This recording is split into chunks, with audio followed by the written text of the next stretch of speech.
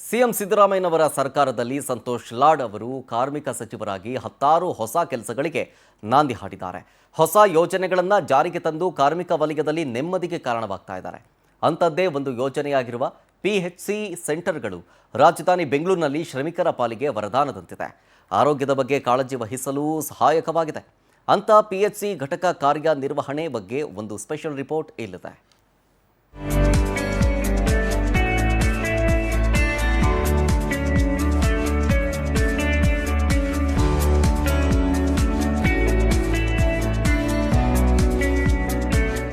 ಮನುಷ್ಯರಿಗೆ ಸಿಗಬೇಕಾದ ಮೂಲಭೂತ ಸೇವೆಗಳಲ್ಲಿ ಆರೋಗ್ಯ ಸೇವೆಯೂ ಒಂದು. ಆರೋಗ್ಯ ಇದ್ದರೆ ಎಲ್ಲವೂ, ಆರೋಗ್ಯವೇ ಇಲ್ಲದಿದ್ದರೆ ಎಷ್ಟೇ ಸಂಪತ್ತು ಇದ್ದರೂ ವ್ಯರ್ಥ. ಸದಾ ಕೆಲಸದಲ್ಲಿ ತೊಡಗುವ ಎಷ್ಟೋ ಕಾರ್ಮಿಕರಿಗೆ ತಾವು ಇಂತಹ ಪರೀಕ್ಷೆಗಳನ್ನು ಮಾಡಿಸಬೇಕು ಎಂಬುದೇ ತಿಳಿದಿಲ್ಲ. ಇಂತಹ ಸಂದರ್ಭದಲ್ಲಿ ಪ್ರಿವೆಂಟಿವ್ ಹೆಲ್ತ್ ಕೇರ್ ಅವರ ಪಾಲಿಗೆ ಸಂಜೀವಿನಿ ಆಗಲಿದೆ.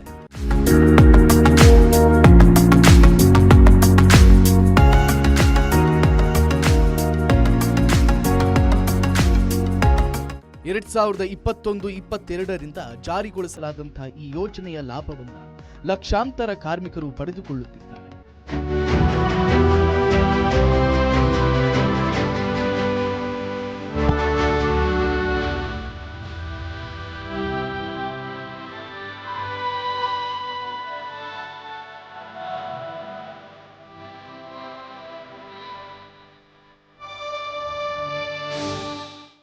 ಇಂತಹ ವಿನೂತನ ಕಾರ್ಯಕ್ರಮವನ್ನು ಜಾರಿಗೊಳಿಸಿದ ಕಾರ್ಮಿಕ ಇಲಾಖೆ ಕ್ರಮಕ್ಕೆ ಜನರು ಮೆಚ್ಚುಗೆ ವ್ಯಕ್ತಪಡಿಸಿದ್ದಾರೆ.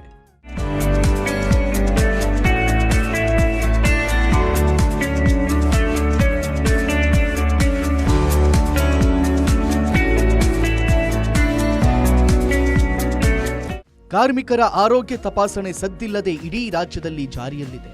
ನಿರ್ಮಾಣ ವಲಯದಲ್ಲಿ ಕೆಲಸ ಮಾಡುವ ಕಾರ್ಮಿಕರು ಇದರ ಪ್ರಯೋಜನ ಪಡೆದುಕೊಳ್ಳುತ್ತಾ ಇದ್ದಾರೆ. ಕಾರ್ಮಿಕ ಸಚಿವ ಸಂತೋಷ್ ಲಾಡ್ ಅವರ ವಿಶೇಷ ಕಾಳಜಿಯಿಂದಾಗಿ ಈ ಯೋಜನೆ ಇನ್ನಷ್ಟು ಶಕ್ತಿ ಪಡೆದುಕೊಂಡಿದೆ. ಹೀಗಾಗಿ ಇದಕ್ಕೆ ಸುಧಾರಣೆ ಆಗಬೇಕು ಅಂತೇಳಿ ದೊಡ್ಡ ಮಟ್ಟಕ್ಕೆ ಸರ್ಕಾರ ಪ್ರಯತ್ನ ಪಡ್ತಾ ಇದೆ. ಇದರ ಭಾಗವಾಗಿ ಇದೀಗ ಕರ್ನಾಟಕ ರಾಜ್ಯ ಸರ್ಕಾರ ದೊಡ್ಡ ಮಟ್ಟಕ್ಕೆ ಕ್ರಾಂತಿಕಾರಿ ನಿಲುವುಗಳನ್ನು ತೋರ್ತಾ ಇದೆ. ಅದೇ ರೀತಿಯಾಗಿ ಇಲ್ಲಿ PSCಗಳನ್ನು ಅಂತ ಹೇಳಿದ್ರೆ ಈಗ ಒಂದಿಷ್ಟು PSC ಸೆಂಟರ್ಗಳನ್ನು ಓಪನ್ ಮಾಡೋದ್ರ ಮೂಲಕವಾಗಿ ಇಲ್ಲಿ ಕಾರ್ಮಿಕರ ಆರೋಗ್ಯ ಸುಧಾರಣೆ ಮಾಡಬೇಕು. ಯಾಕಂತ ಹೇಳಿದ್ರೆ ಕಾರ್ಮಿಕರು ಕೆಲಸವನ್ನು ಮಾಡ್ತಾ ಇರ್ತಾರೆ, ಅವರೆಲ್ಲೂ ಕೂಡ ಹೊರಗಡೆ ಹೋಗೋದಿಲ್ಲ, ಯಾಕಂದ್ರೆ ಚೆಕಪ್ ಕೂಡ ಮಾಡ್ಕೊಳ್ಳೋದಿಲ್ಲ. ಅದಾದ ಬಳಿಕ ಒಂದಿಷ್ಟು ವರ್ಷಗಳ ಬಳಿಕವಾಗಿ ಹಾರ್ಟ್ ಸಮಸ್ಯೆ, ಬೇರೆ ಬೇರೆ ಸಮಸ್ಯೆಗಳು ಕಾಣಿಸ್ಕೊಂಡ್ರೆ ಆವಾಗ ಗೊತ್ತಾಗುತ್ತೆ. ಹೀಗಾಗಿ ಅವ್ರಿಗೆ ಏನೇನು ಕೆಲಸ ಮಾಡ್ತೇವೆ, ಒಂದು ಕಟ್ಟಡ ಅಥವಾ ಒಂದೇನಾದರೂ ಎಸ್ಟಾಬ್ಲಿಷ್ಮೆಂಟ್ ಇರುತ್ತೆ, ಕನ್ಸ್ಟ್ರಕ್ಷನ್ ಆಗ್ತಿರುತ್ತೆ. ಹೀಗಾಗಿ ಈ ಥರ ಕಟ್ಟಡಗಳಿದ್ದಾಗ ನೀವು ನೋಡ್ಬೋದು, ಇಲ್ಲಿ ಕಟ್ಟಡ ಕನ್ಸ್ಟ್ರಕ್ಷನ್ ಆಗ್ತಾ ಇದೆ. ವೆಹಿಕಲ್ನ ಕೂಡ ನೋಡ್ಬೋದು.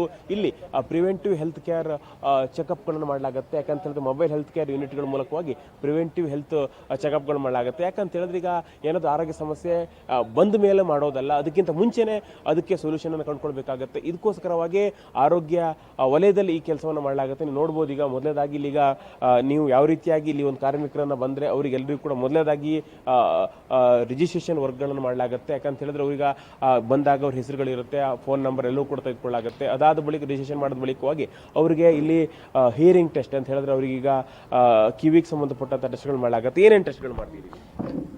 ಕಿವಿಲಿ ಸ್ಕ್ರೀನ್ ಟೆಸ್ಟಿಂಗ್ ಇರುತ್ತೆ, ಎಲ್ಲ ಥರ ಟೆಸ್ಟಿಂಗ್ ಇರುತ್ತೆ, ಬ್ಲಡ್ಡು ಮತ್ತು BP, ಶುಗರು. ಕಿವಿ ಸಮಸ್ಯೆ ಇದ್ರೆ ಏನು ಸಜೆಸ್ಟ್ ಮಾಡ್ತೀವಿ? ಅದು ರಿಪೋರ್ಟಲ್ಲಿ ಬರುತ್ತೆ. ವಾಟ್ಸಪ್ 7 ದಿನದ ಒಳಗಡೆ ವಾಟ್ಸಪ್ಪಿಗೆ ನಾವು ಕಳಿಸ್ತೀವಿ, ಕಳಿಸ್ಕೊಡ್ತೀವಿ. ಆಮೇಲೆ ಮತ್ತೆ ನಾವೇ ತಂದು ಕೊಡ್ತೀವಿ ರಿಪೋರ್ಟ್.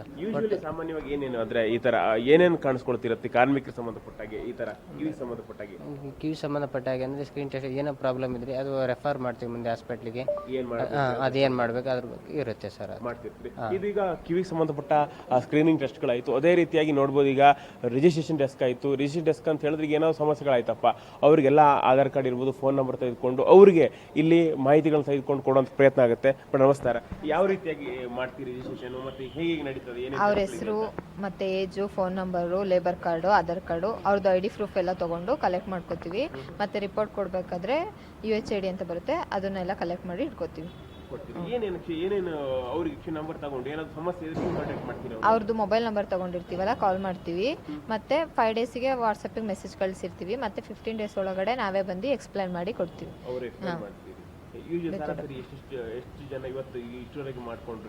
ಇವತ್ತು ಒಂದು 15 ಮೆಂಬರ್ಸ್ ಮಾಡಿಸಿದ್ದಾರೆ. ಲೇಬರ್ ಕಾರ್ಡ್ ಇರೋರಿಗೆ ಮಾಡ್ತೀವಿ.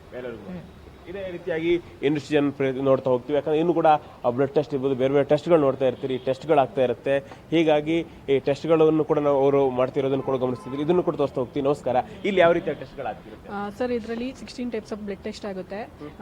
CBC, ಬ್ಲಡ್ ಗ್ರೂಪು, ಆಮೇಲೆ RBC, ಆಮೇಲೆ ಇದು thyroid, liver function test, HbA1c, HbA1c, thyroid ಎಲ್ಲ ಟೆಸ್ಟ್ ಆಗುತ್ತೆ ಸರ್. ಯೂಶುವಲ್ ಜಾಸ್ತಿ ಏನೇನು ಟೆಸ್ಟ್ಗಳು ಅಥವಾ ಏನೇನು ಟೆಸ್ಟ್ಗಳು ನೀಡಿರುತ್ತೆ, ಜಾಸ್ತಿ ಈಗ ಸಮಸ್ಯೆಗಳು ಎಲ್ಲೆಲ್ಲಿ ಕಾಣಿಸ್ಕೊಳ್ತಿರುತ್ತೆ ಕಾರ್ಮಿಕರು ನೀವು ನೋಡಿದಾಗೆ? ಸರ್ ಬ್ಲಡ್ ಕಮ್ಮಿ ಇರುತ್ತೆ.